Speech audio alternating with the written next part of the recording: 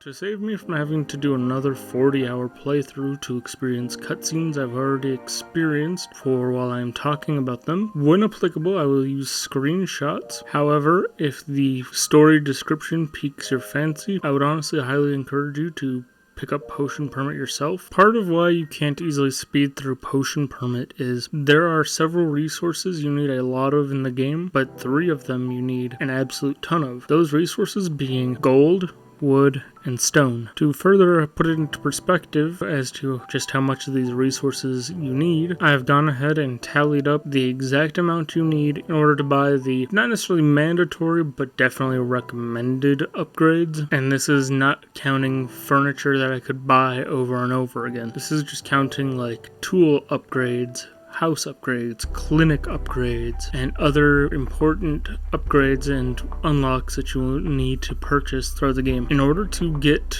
everything I just listed off at its maximum level, you will need 92,250 gold, 29,070 wood, and 25,350 stone. That is the 3 main resources needed to upgrade everything, not counting other resources that you could also use in alchemy that are needed in order to, say, upgrade the carpenter shop or upgrade the blacksmith shop. It's also important to mention that unlike a lot of games,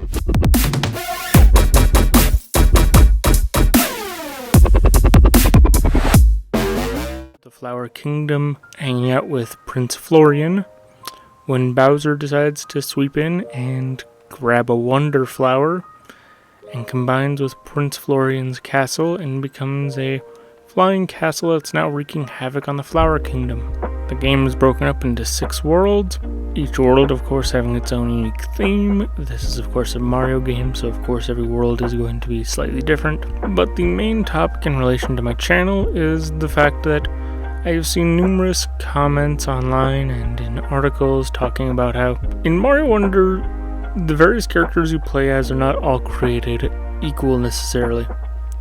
Mario, Luigi, the 3 Toads, and Princess Peach and Princess Daisy all play like your typical Mario game, but the Yoshis and Nabbit have a few modifiers applied to them to make them easier characters to play as.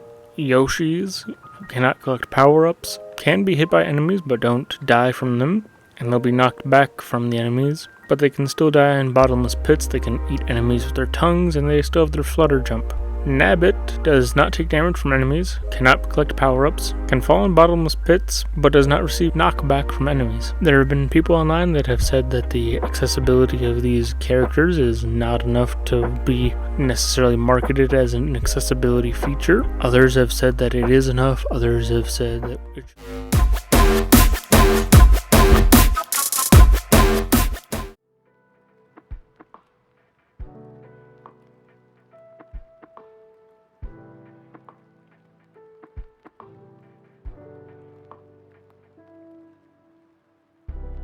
And again, my mom says that the camera sensitivity helps with correcting where her camera needs to be pointed, but it still doesn't help with seeing where she needs to go. For chapter 5, I'm going to need to throw up a content warning here. Chapter 5, at least for the section we'll be focusing on, is a very graphic section.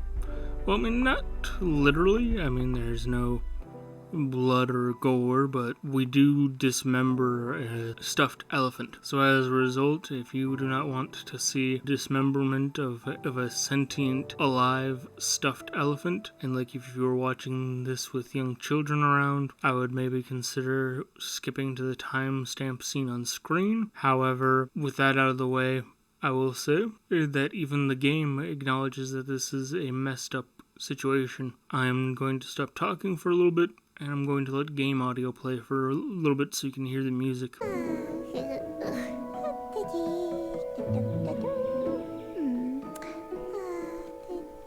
Greetings, Your Majesty. Hello. Cutie, we don't want to do this, but we have to.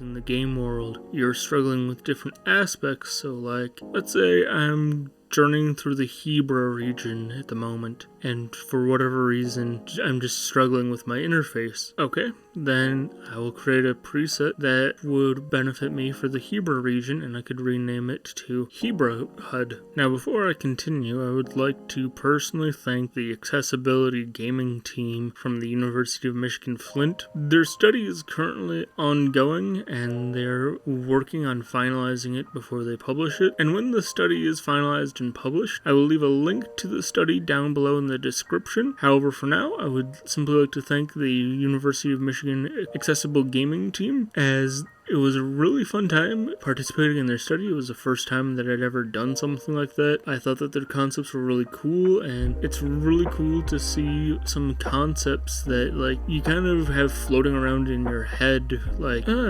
what if the game did it like this? That might make things easier. It's really cool to see some of those concepts like in a visual form. I know that the accessibility gaming team appreciated my participation as well, especially in regards to these images I'm showing you now, because some of the members of their team had never played Breath of the Wild before, and they had asked me after I was done with the study, and when asking me questions, one of them had called out and said, "Would you mind letting me know how good of a job we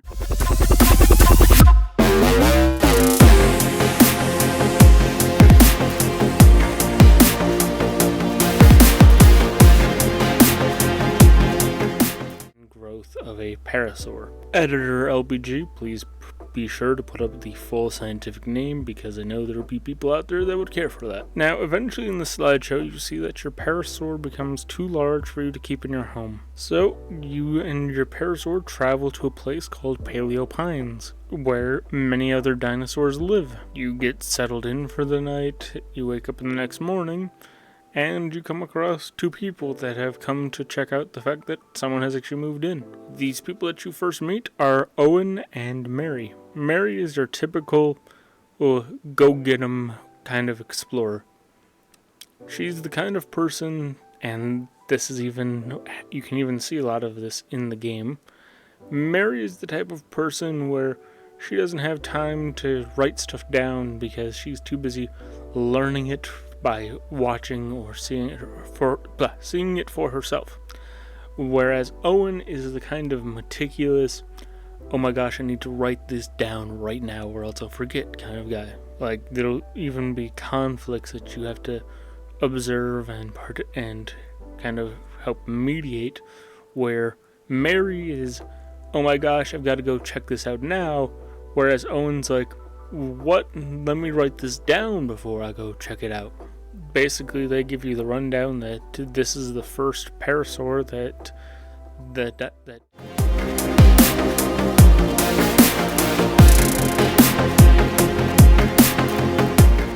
embracing and overcoming your doubts and your worries, but also recognizing that it's okay to have doubts and worries, and also that it's okay to, shortly before the final boss, pizza, or in my case spaghetti, grows their own brush because the magic brush that started it all has gone evil and has gained sentience from the negative emotions within it. However, you struggle in the final boss fight until Chicory arrives, revealing that she has grown her own brush, and that after the final boss is defeated, they agree to teach the world of the Picnic Province how to grow their own magic brushes and to make coloring the world be a public thing, so there isn't this weight of the world on one person's shoulders, so that way there isn't any guilt, there isn't any woes of,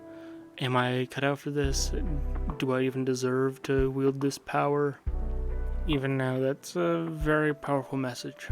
I've talked about this in YouTube comments on other videos I've watched in the past, and I've talked about this with other people online. My entire time uploading on this YouTube channel, I've felt a heavy amount of imposter syndrome. If you're wondering why, let me give you a bit of backstory about me. As you may or may not know, my name is LBG Reviews because I am a legally blind gamer. Essentially, I'm not completely blind. I can see, but not as well as others around me. And I had started this YouTube channel after I had graduated from university about a year ago. Actually, well over a year ago at this point.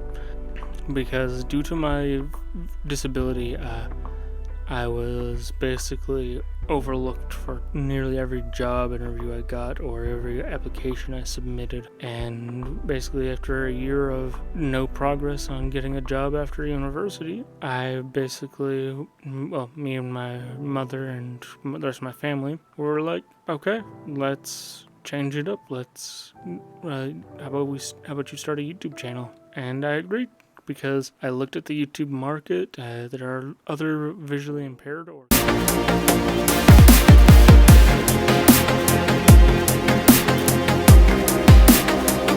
you will encounter different items that will have different impacts, like, as an example, the sapphire.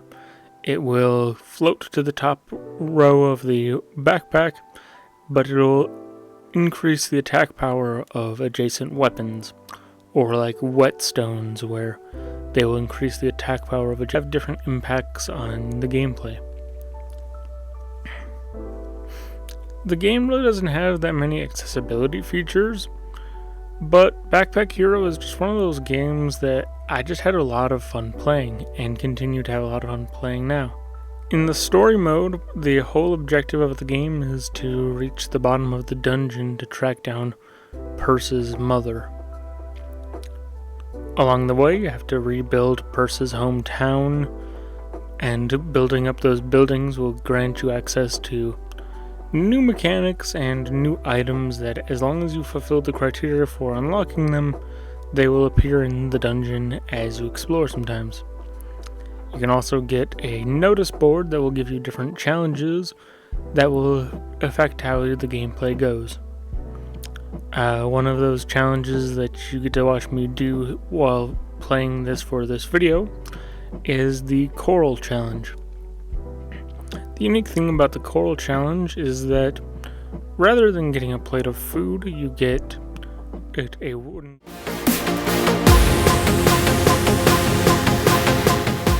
that this video so far has been about, but I do have a lot of experience with the other edition of Minecraft, that being Bedrock Edition. Bedrock Edition is the version of Minecraft that you will play on either an Xbox, PlayStation, Nintendo Switch, or even your phone. As a result, I acknowledge that that is the most accessible version of Minecraft, and that it is the most popular version of Minecraft since, I'm recording this on a cell phone right now, so. I do have to appreciate, though, that Bedrock Edition, when you open up its settings menu, you can see the accessibility options front and center, as it is the first thing on the list. Also, while I do wish that you could adjust the GUI scaling like you can on Java Edition, I understand why you can't, but I also do think that its GUI looks a lot cleaner for accessibility reasons. Many of the accessibility options in the options menu for Bedrock are very similar to Java Edition. However, one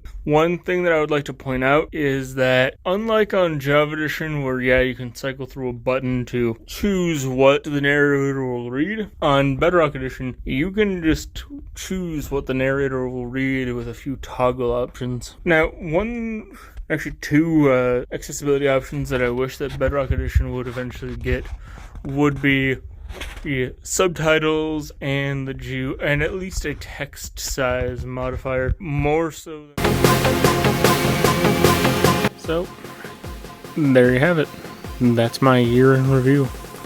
Anyways, this was my first year on YouTube, and honestly, I haven't really touched on it a whole lot on my channel, but let me give you a bit of backstory about what happened last year that caused me to start uploading. So, 2022, I graduated from university with a degree in mass communication.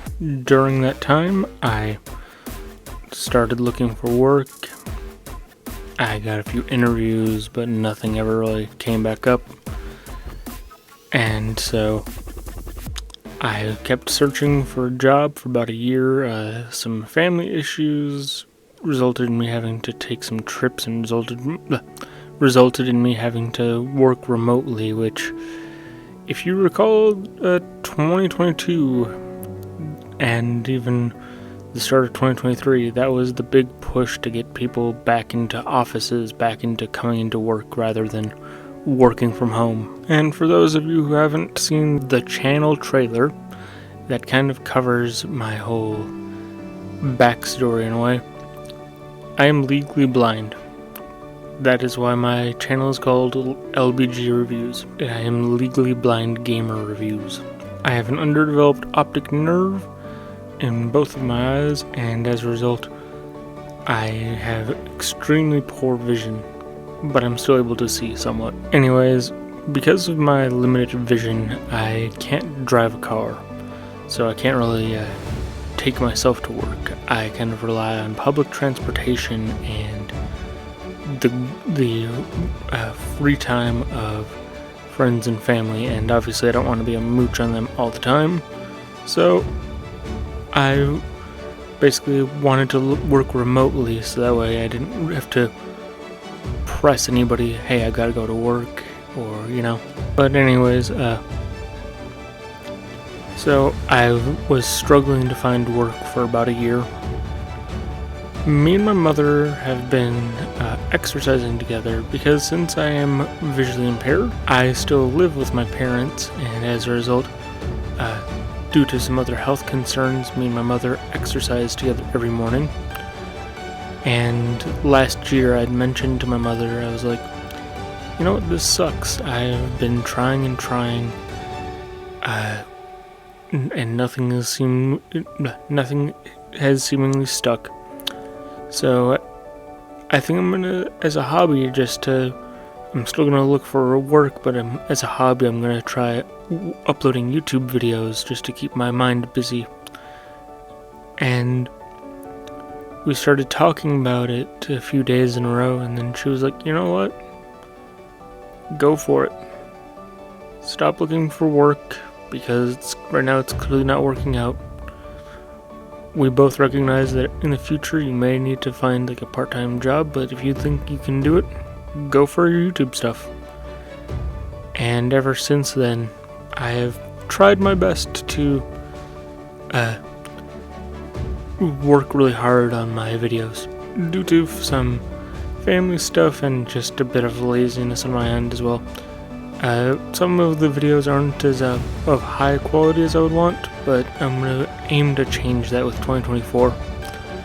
But also, in general, I am very pleased with how my channel has done within the first year, as well as I'm very excited to see where my channel could go, and the fact that I have received nothing but support from my friends and family has been incredible. But yeah, so anyways, when I was looking for work still, I was talking with someone about visual impairments and how we're often passed up on jobs because of misunderstandings and lack of understanding of what that actually entails, like the whole spectrum of visual impairment versus blindness, and how, as a result, because of my disability and because of the limitations of my disability, that I've been passed up on a lot by a lot of job opportunities. And I basically was like thinking about my disability, and I was thinking about YouTube stuff, and I was like, okay, well, what do I not really see a lot of coverage on in regards to YouTube in relation to visual impairment.